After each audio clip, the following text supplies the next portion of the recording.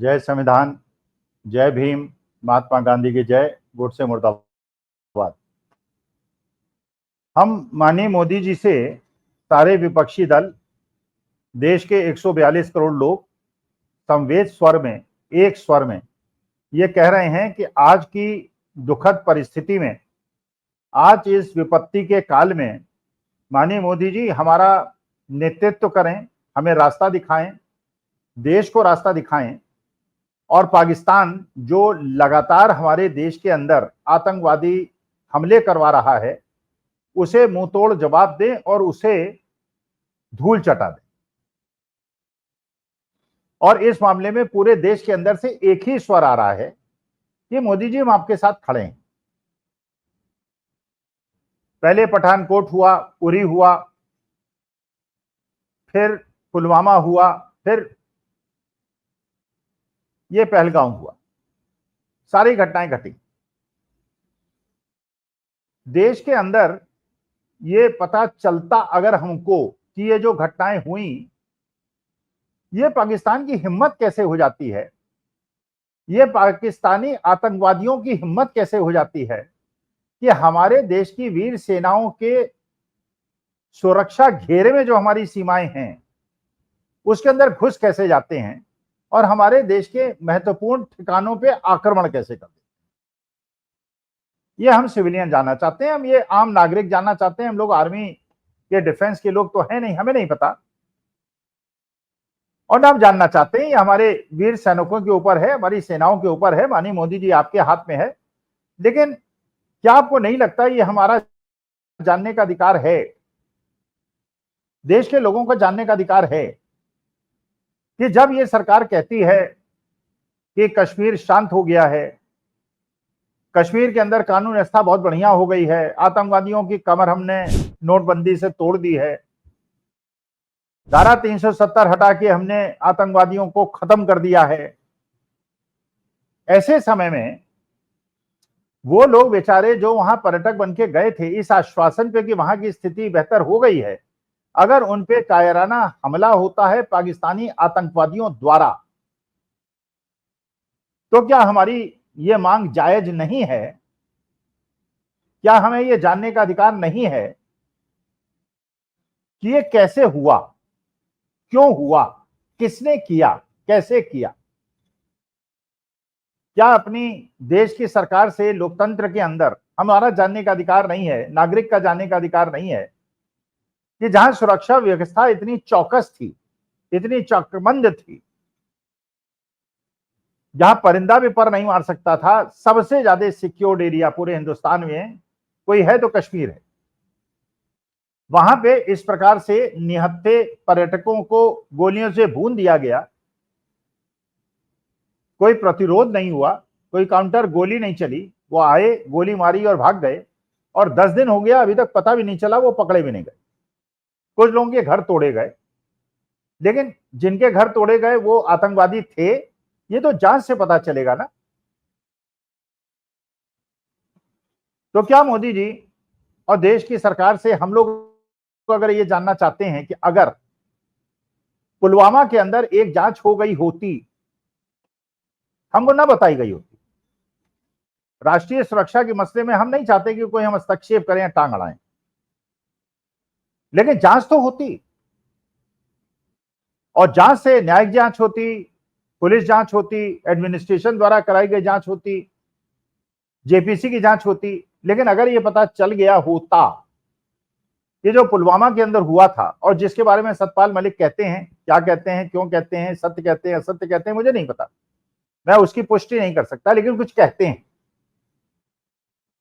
कि एक आरडीएक्स भरी हुई जीप घूम रही थी, कई दिन से घूम रही थी, उसको रोका नहीं गया, कॉन्वॉय में घुसी, कॉन्वॉय में वार किया, हमारे वीर जवानों की शहादत हुई। ये बात तो सच है, हुई। तो क्या अगर सरकार उसकी जांच करा लेती और उसे सार्वजनिक न करती, लेकिन उससे हमें कोई लेसन मिल गए होते, हमको पता चल गया होता कि हमारी सुरक्षा में चूक कहां होती है और किसकी वजह से होती है, अगर पता चलता कुछ लोगों को दंड दे दिया गया, कुछ लोग जेल चले गए, कुछ लोग फांसी पे चढ़ गए, तो कम से कम जो शहीद हुए थे जवान, उनके परिवारजनों को ये संतुष्टि मिलती कि दोषी पहचाने गए और उनको दंड मिला।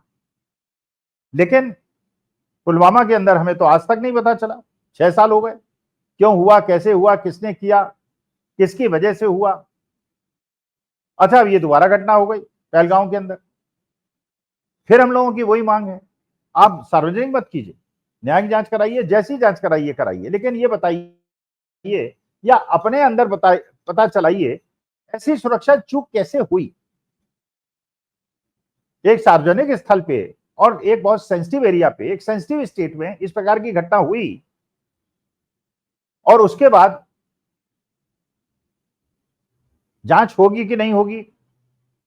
क्या इसी प्रकार से जैसे पुलवामा में हुआ, पहलगांव में हुआ, आगे भी घटनाएं घटती रहेंगी? तो हमें आपसे केवल ये, we want a vigilant government, we want a vigilance. हम ये चाहते हैं हम लोग जब जाएं कहीं भी घूमने, हम सुरक्षित रहें। और हम सुरक्षा की मांग किससे कर सकते हैं? अपनी सरकार से कर सकते हैं। पंडित जवाहरलाल नेहरू से तो नहीं कर सकते, अमेरिका से तो नहीं कर सकते, अपनी सरकार से कर सकते। तो अपनी सरकार से हम कर रहे हैं। तो क्या ये इतना सीरियस इशू नहीं है कि पिछले 10 साल के अंदर कितनी आतंकवादी घटनाएं हुई और सब चुनाव के पहले हुई? अब बिहार का चुनाव होने वाला है, पिछली बार पार्लियामेंट इलेक्शन के पहले हुई थी, और यह भी नहीं पता चला क्यों हुई, किसकी वजह से हुई, किसी को दंड मिलते हमने नहीं सुना। और अभी भी जो लग रहा है कि बहुत बड़े पॉलिटिकल लीडर्स और गोदी मीडिया बाकी सबको इस चीज में इंटरेस्ट नहीं है कि दोषी का पता चलाएं। बिना जांच के तो दोषी आप डिसाइड नहीं कर सकते ना। बिना जांच के किसी को, अगर आपको पता है वो आतंकवादी, तो पहले उसे आपने पकड़ के मार क्यों नहीं दिया? और अब उसको बिना जांच के आपने उसके किसी के घर तोड़ दिए। तोड़ दीजिए, आप सबके घर तोड़ दीजिए, लेकिन आतंकवादी हैं ये तो जांच से ही पता चलेगा ना। फांसी पे चढ़ा दी। तो जांच कराना क्या ये अनुचित मांग है? अब जैसे कसाब था, सबके सामने गोली चलाते देखा था, सीसीटीवी में था, लेकिन उसके बावजूद उसको फांसी देने में 4 साल लगे, क्योंकि कानूनी प्रक्रिया से वो गुजरा। जब दंडित कोर्ट ने कर दिया, तो कोर्ट का ही अधिकार है किसी को दंड देने का, कोर्ट ने दंड दिया, फांसी पे चढ़ा दिया गया। अब तहबूर राणा आया हुआ है, 25 दिन हो गए हैं, लेकिन केस चल रहा है ना, अभी तो उसको मार नहीं दिया आपने, इसलिए कि कानूनी प्रक्रिया है संविधान अनुसार। और यहां पे जांच ही नहीं होगी, तो जांच नहीं होगी तो पता कैसे चलेगा किसने कराया किसने नहीं कराया?